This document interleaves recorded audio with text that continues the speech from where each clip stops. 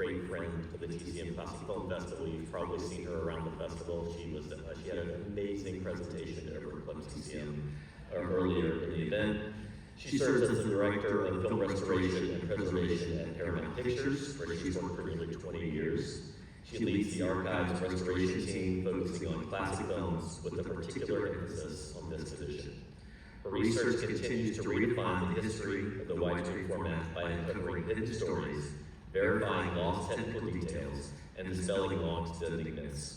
Her team's restoration of The Godfather earned her the first ever HBA award for Best Restoration. She is currently writing a book on the history of VistaVision, drawing on her deep industry connections and decades of experience to the definitive story of this groundbreaking format. My pleasure to introduce Charlotte Marker. Woo!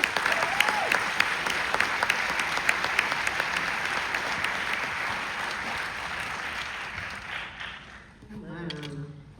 So, how many of you are here for We're No Angels?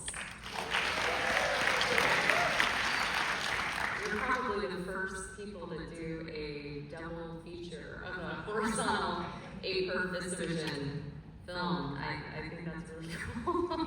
This has never happened before. In any case, if any of you missed the history of VistaVision presentation that I gave and are wondering what is VistaVision, I'm going to give a quick Cliff Notes version. If any of you have heard this before, if you've heard it twice before, I apologize. It's really quick. So VistaVision was Paramount's answer to CinemaScope. It is a widescreen process that was developed in-house at Paramount. Unlike traditional 35mm film, it ran horizontally through the camera, and it captured an image across two 35mm frames, giving a wider screen image. So this gave filmmakers a larger negative area, and it was only meant as a projection or as a camera format, never as a projection format, which we're going to see today.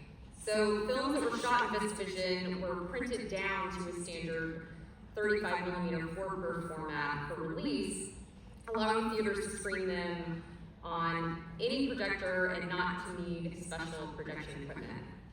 But naturally, once executives started showing off this beautiful new format in 1954, everyone started asking, can we see it in a native 8-per VistaVision format? So, a handful of projectors were built, and the horizontal format was shown in a few lucky cities around the world, like you're going to see it here today. So, not every film that came out in VistaVision was released in the 8-per format. The prep for tonight's screening was discovered in the Paramount Pictures archive.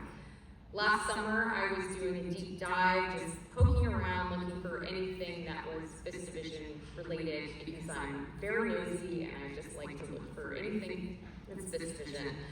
And I came across one reel of the print Gunfight at the OK Corral that was located in the archive. The rest of the reels were all located off-site.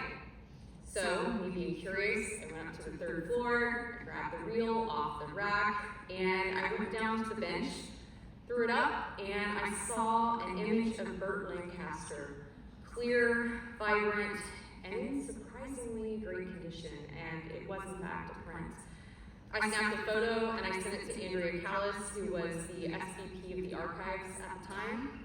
She's now over at Iron Mountain, there for all of your storage needs, if anybody needs storage. And I asked if she knew anything about these prints, and she didn't. And she was just as impressed with the print as I was, and not just because it was a beautiful picture of Burt Lancaster, but because of the condition it was in. When it came time to pitch ideas to TCM this year for different things to show at the festival, I added my usual VistaVision wish list to the mix. The year before, I had proposed a VistaVision celebration for the 70th anniversary of VistaVision, but it was Columbia's 100th anniversary, and that took center stage, as it should. That's a much better milestone to highlight. But this time I thought, why not go big or go home, pitch, hey, we got some VistaVision film prints, and if you can find a VistaVision projector, you can show them. And to my surprise, instead of just saying no, they said, maybe. it wasn't just a crazy idea, it was actually an idea that might be happening. And over the holidays, we all got to work. Charlie and Genevieve at TCM got to work checking out all of the stuff at TCM to see if they could make it happen. Chapin and Sean at Boston Lake Sound started investigating to see if they could get some projectors to make it work.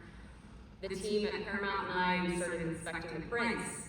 Did we actually have complete prints? We didn't know at the time. Could we actually show the prints that we had and make those work? By January, we were all in.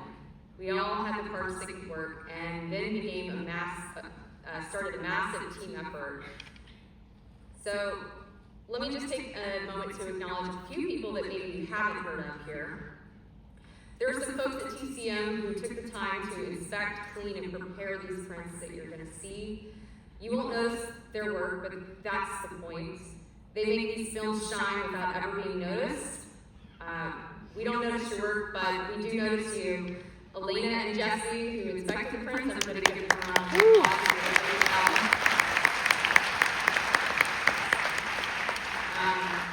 And Joe Karakapa at ProTech. There was one reel of this print that had a printing error. And all of the dissolves actually in this one reel dissolved out of frame by a few perforations. Just one reel. But we found a creative way to splice this reel to correct it so that you could watch this film properly so that it would stay in frame. Keep an eye out, see if you can spot the reel. Joe fixed this reel for you, so give a round of applause for Joe.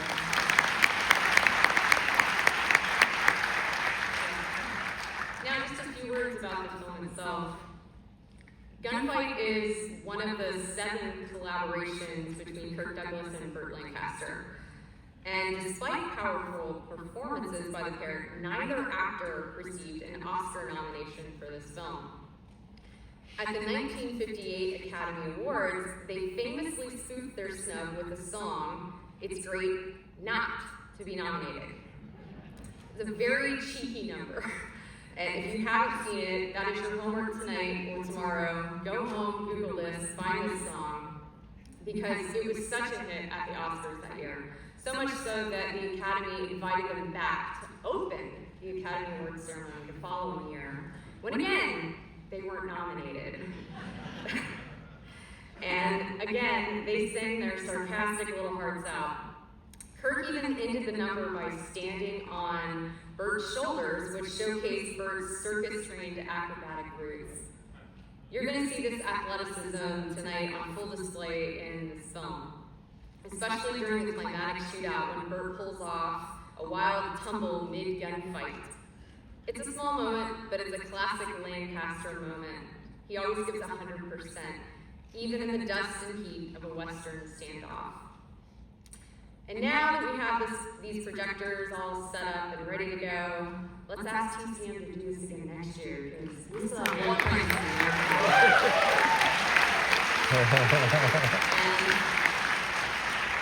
I still have a huge wish list of VistaVision films that I want to show you guys. So enjoy the ride, and welcome to Gunfight at the OK Corral as you've never